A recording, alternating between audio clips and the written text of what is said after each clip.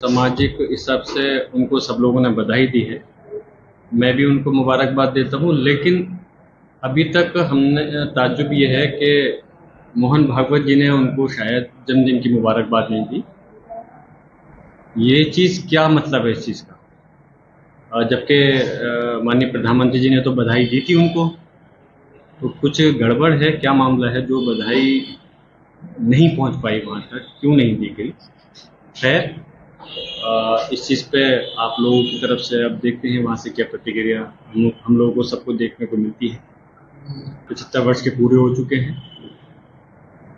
अब आगे देखते हैं कि जो पॉलिसी है भाजपा की, उसमें आगे को क्या तरमीम होता है, क्या बदलाव होता है। पॉलिसी से मतलब क्या समझाना चाहते हैं?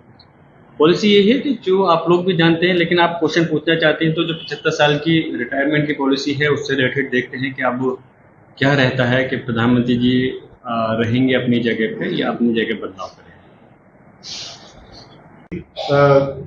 पहलगाम में हमला हुआ था और जो भी उससे कमाया गया है, जो भारतीय कप्तान है वो अपनी जो इनकम है वो उन पीड़ितों में बांट दें।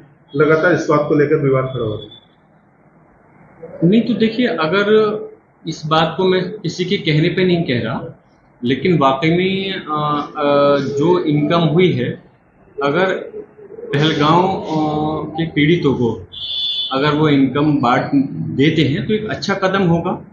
और मैं समझता हूँ कि वो इनकम छोटी मोटी नहीं होती। ये आप और हम और इस देश के 140 करोड़ देशवासी जानते हैं कि जो क्रिकेट की मैच की खेलने की जो इनकम है, लाखों नहीं करोड़ों में होती है। और अगर एक सिर्फ मैच की या सीरीज की इनकम को अगर आप बांट देंगे तो खिलाड़ियों की उन पर कोई असर नहीं पड़ने वाला। और इससे लेकिन इतना ज़रूर है, एक अच्छी शुरुआत होगी। और जो पीड़ित हैं उनके परिवारों के, जिन लोगों की जान गई है, जान तो वापस नहीं आ सकती, लेकिन उस रकम से मरहम लगने का जरूर काम हो सकता है। लेकिन वही भारतीय कप्तान का कहना है कि जो उन्होंने राजनीति में कमाया वह भी बांट। कोई इसमें कुछ वो नहीं है कि देखिए, चाहे राजनीतिक लोग हों या वो हो, सब बांट सकते हैं अपने उसमें। लेकिन इसकी शुरुआत क्रिकेट टीम के लोग अगर करेंगे तो अच्छा होगा, और लोगों को भी उस चीज़ की प्रेरणा मिलेगी, वो लोग भी आगे कदम बढ़ा करके इस चीज़ को कर सकते हैं। तो उनकी धमकियां मिलती हैं, भारत उससे नहीं डरता। अच्छी बात है, परमाणु बम की धमकी से नहीं डरते, हमें खुशी है। और मैं फिर से इस बात को कह रहा हूँ कि देश की जब भी बात आएगी, हम ये नहीं देखेंगे कि सरकार भाजपा की है, ये सरकार किसी दूसरी पार्टी की है। देश के मुद्दे पर हम पूरी तरह से सरकार के साथ हैं, देश के साथ हैं, जहाँ देश का मसला होता है। और डरना भी नहीं चाहिए। हमारा देश क्यों डर है? हमारे साथ अगर कोई कहीं ऐसा मसला आता है तो हमारे जाबाज, इस हिंदुस्तान की जो सेना है, थल सेना, वायु सेना और जल सेना, वो सक्षम है किसी भी मुल्क को किसी भी मामले के अंदर जवाब देने के लिए। तो इसलिए मैं समझता हूँ हमारे देश की सेना की मजबूती इतनी है कि हमारे देश को किसी भी देश से, किसी भी धमकी से डरना नहीं चाहिए।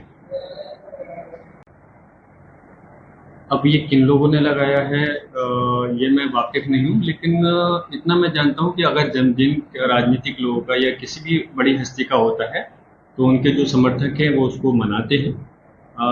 लेकिन मैं समझता हूँ कि इस टाइप की जो शुरुआत करना, धार्मिक लोगों से, जो धार्मिक गुरु रहे हैं, उनसे जोड़ना, वो चीज़ मुनासिब है। इस पर मैं क्या टिप्पणी कर सकता हूँ? वो लेकर के निकले हैं, तो इसका जवाब वही दें कि उनका क्या मकसद है लेकर निकलने का। इस पर मैं कोई खास नहीं कहना चाहता।